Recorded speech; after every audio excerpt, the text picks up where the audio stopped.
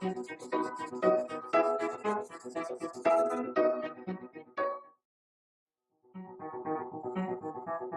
today we have Claire Hartfield, who was a lawyer. I was really lucky and I found this small boutique firm that did school desegregation cases. And so I went to work with them.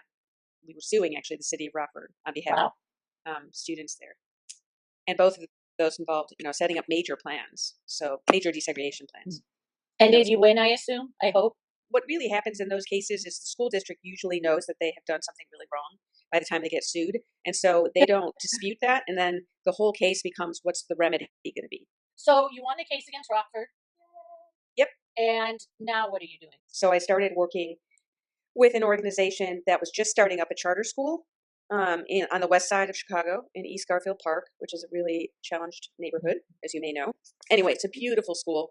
We took over an old Catholic school building and started out with wee little ones, pre-K through first grade, and then we grew with them. And now, believe it or not, it's been open long enough that we have our first set of college graduates. Wow, that's great. Very cool. Remind us what the name of the school is. It's called Alain Locke. It's spelled A-L-A-I-N, and his last name is L-O-C-K-E. Mm-hmm. And he was the first African-American Rhodes Scholar.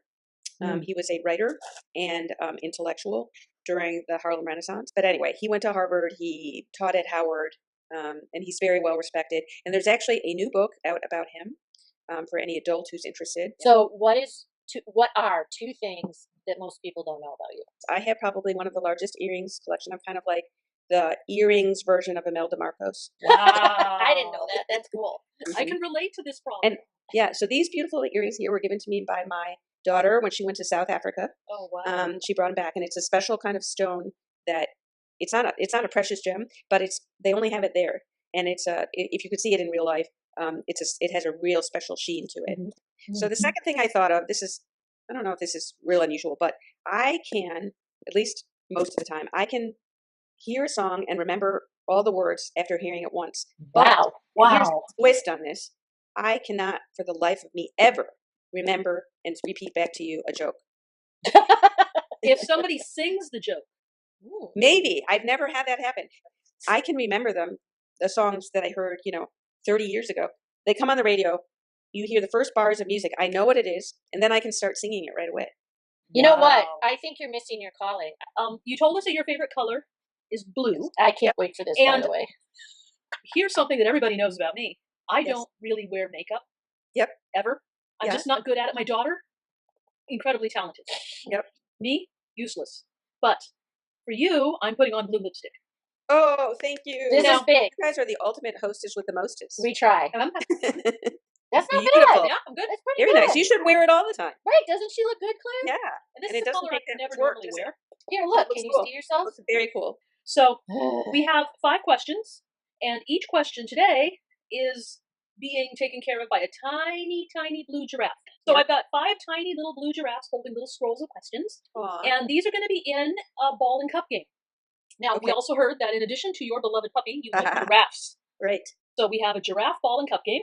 Aww. And underneath one of the giraffes is a little tiny green giraffe. Yeah. That's the wrong one that doesn't have the question. Okay. But also is one of the scroll giraffes. Okay. So your task is I'm going to cover them up. Okay. And I'm going to mess them around and around. But just to make it easy, I'm going to put numbers in there so you can pick which one you think has the scroll.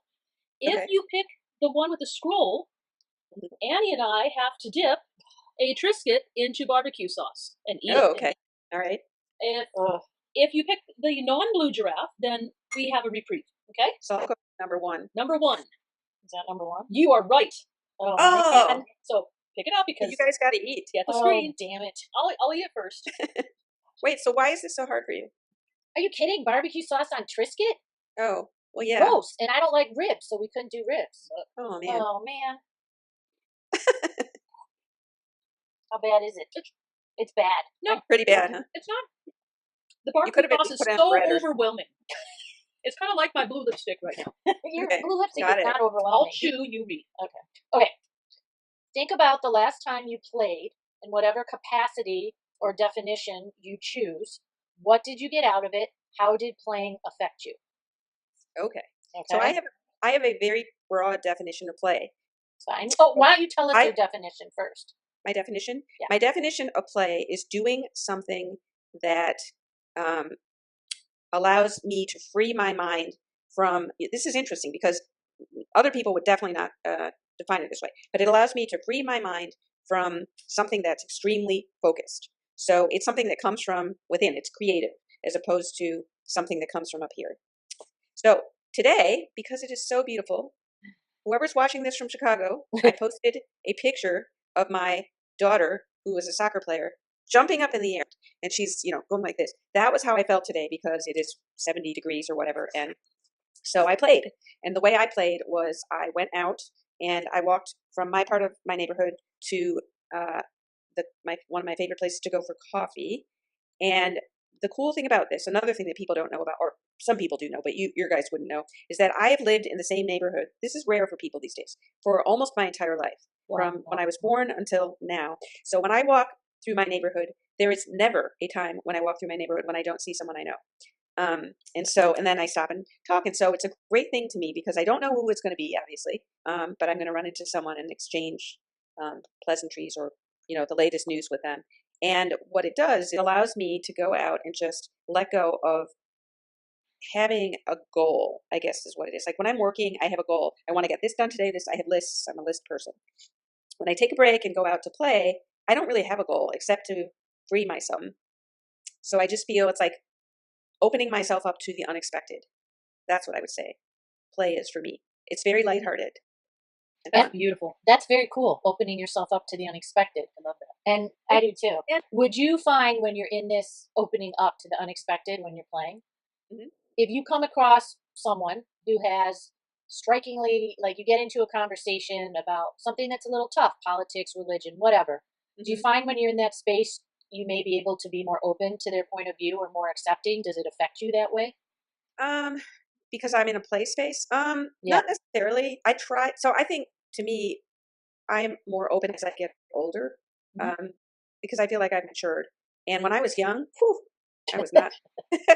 This is the lawyer part of me. When I was way before I went to law school, we had family dinners and we would tussle over stuff. And everybody in my family said, "You are going to be a lawyer when you grow up," because I would argue to the death for my point of view, and I was really, really passionate about it. And I think that working with kids when I have been an adult, that's when I started to open up and listen because I truly love children. I got into situations in schools where it was more about asking questions. They would ask me questions as well, but I would ask them a lot of questions. And again, their answers were very unexpected because they're very open. They're not cagey.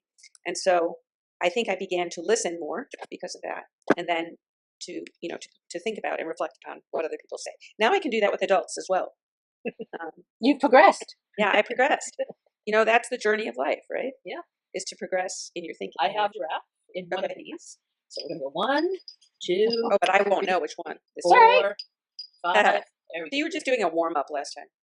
We've got the next question. There's 1. There's 2. All right. I'm going to go with 2. All right. She is talented at this. Man, she is good. I do know a little bit about the law of probability too, so I know that my luck will run out probably. It's a 50-50 chance. No, my luck had just run out. All right. Well, make a little. You only had a little. You know what I should have told you? Gosh darn it! I'd known you were doing this. So I have a lot of favorite foods. I told you this was just my longest one. That's why I gave you the barbecue. This is perfect. But here's something this is another thing that people don't know about me except my college friends. So, and that's from a long time ago, is that one of my favorite foods is potato chips with hot sauce on them. No, it's good you didn't say that because I can't eat hot sauce. It is so delicious. And when I went to college, everyone was like, would look at me sideways. But then my adventurous college roommate tried them. She became a potato chip with hot sauce junkie. Even I wouldn't want this. Not bad. Not bad? Okay. No.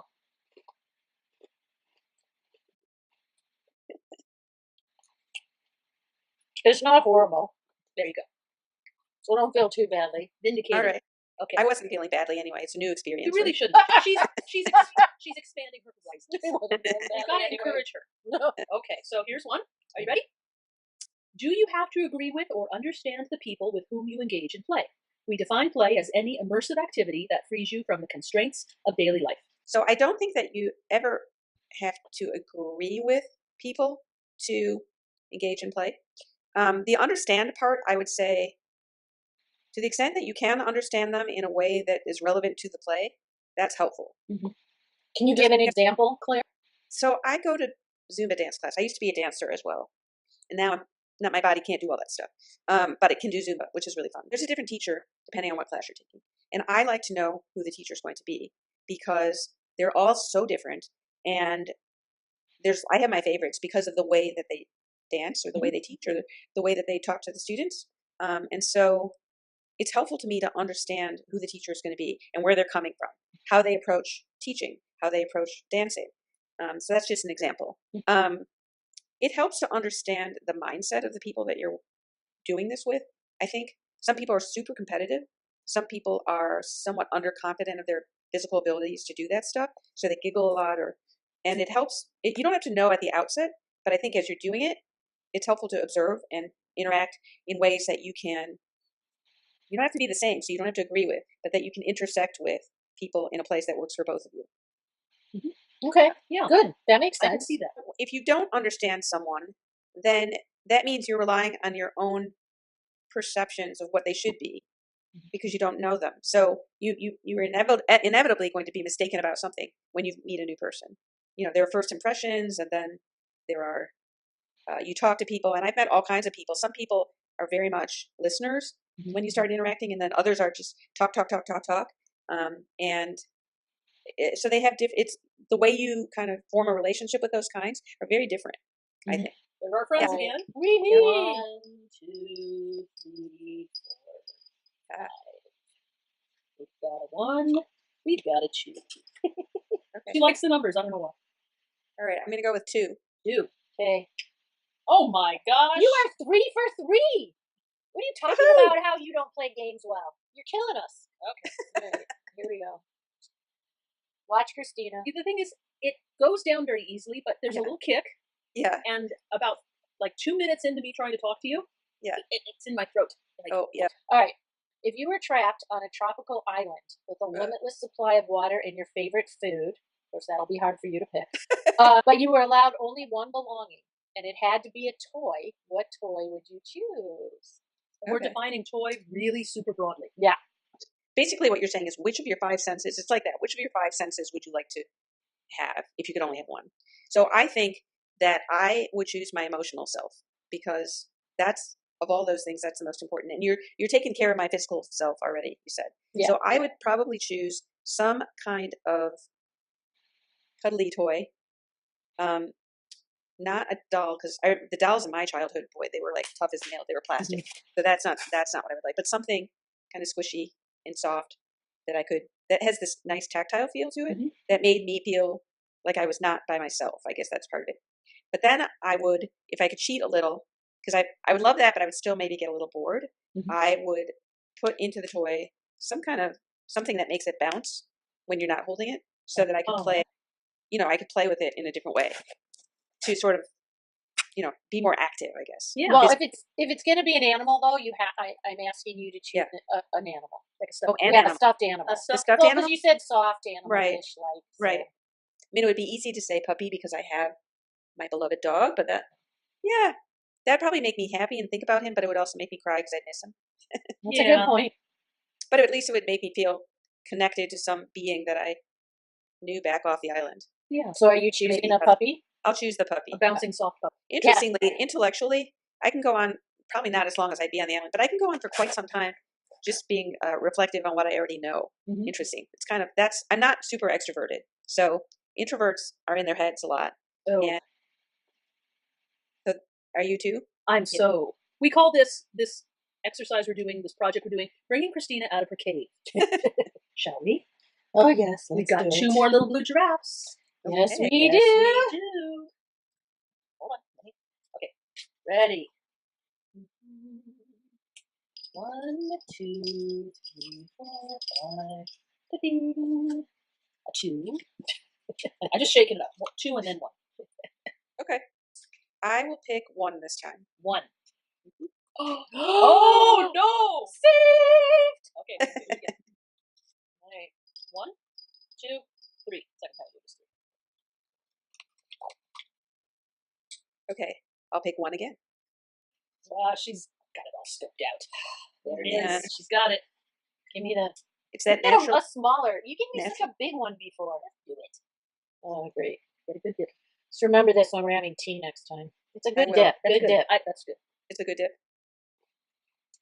Mm-hmm. Give me this before she spills. All right. All right. So this is a little bit. It reflects back a little bit. I think we've covered it, but there might be new aspects to it. Do you play? If yes, how? I play in all sorts of different ways. I'm one of those people that does a lot of different things. So I take walks during the day when I can to break up my work periods. I also gosh, you don't really want me to list everything I do, right? Pick something, but you brought up something before that maybe you could Yeah. expand upon, because I do think it's a big aspect of play for a lot of people, which was team building. In addition to the school, our larger organization does a lot of teacher development and leadership development training. But the staff would go on a retreat once a year, so I would go along with it. But I think in the back of my head, maybe that's a good one for you to say, well, where are you low on acceptance? Me, I am low on acceptance of people who force you to play games. Uh-oh. Yikes. Trouble. Does this mean we're not having tea anymore? You're not having tea anymore. No, I mean, I don't consider the little thing that you're doing there to play games. But I mean, for example, we had to do things. I can't even remember. This is the thing about it, is that I dislike games enough that I don't remember. I blank them out once I've done them. Well, maybe this should be the question. And of course, as we said, we define play broadly, but since you brought it up now a few times, what do you dislike about games per se? I think they're silly. I don't have much patience for them. That's odd, I know. Most people. No, it's fine, but But what's up with silly? Is silly what does silly mean to you? It seems contrived. I feel Okay. like a game is an attempt to make you either do something or feel a certain way in a very contrived way.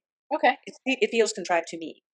And it would be fine if people who love games, you say, all right, who loves games? Raise your hand. You go play. Yeah. And have a great time, and it really does something for you. All right, who doesn't like games? Let's figure out another way to get you to the same place as the people that are playing games. But I like playing with other people, probably not in the typical play mode that you're thinking. So I think of my time off as time to get together with people that I really enjoy being with. So it might be going out for a meal, or it might be going to experience a movie or dance performance, or maybe I'm not extremely rule oriented. That's funny for a lawyer. Yes, it is. But it's true.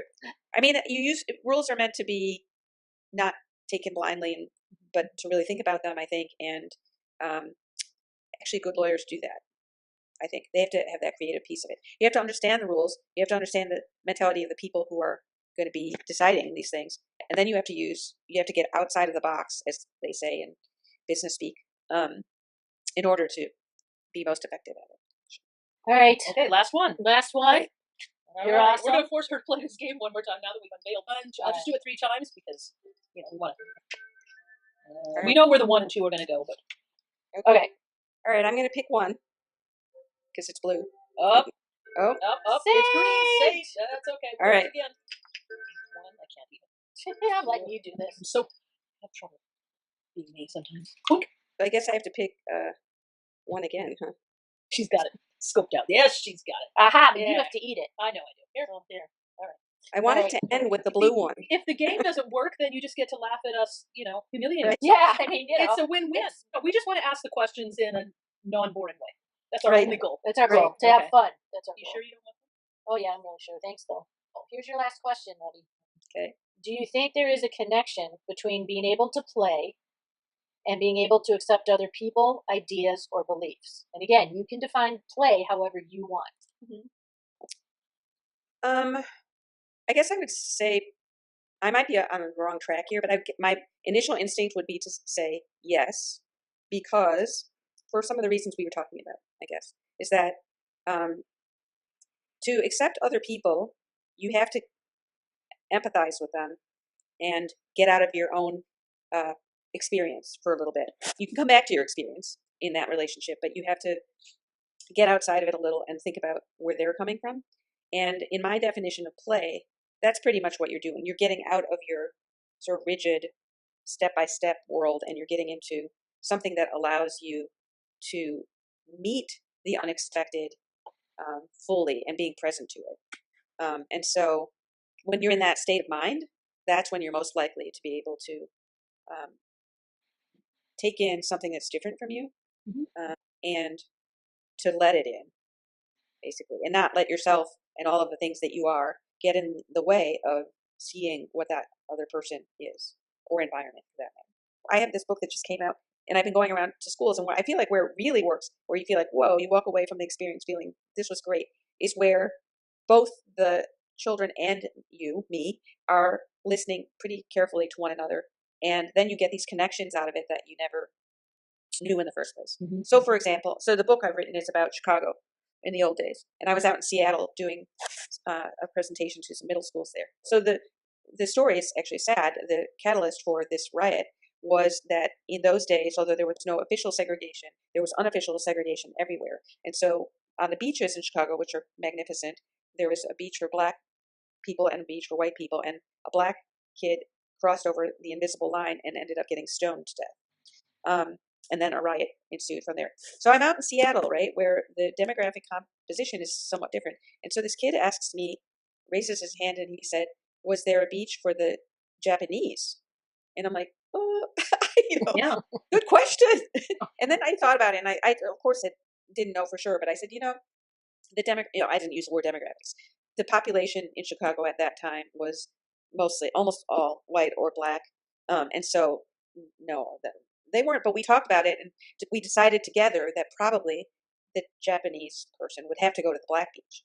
Because, so it was this question that came from left field for me, but he was talking out of his experience, and he was wondering, where would I be?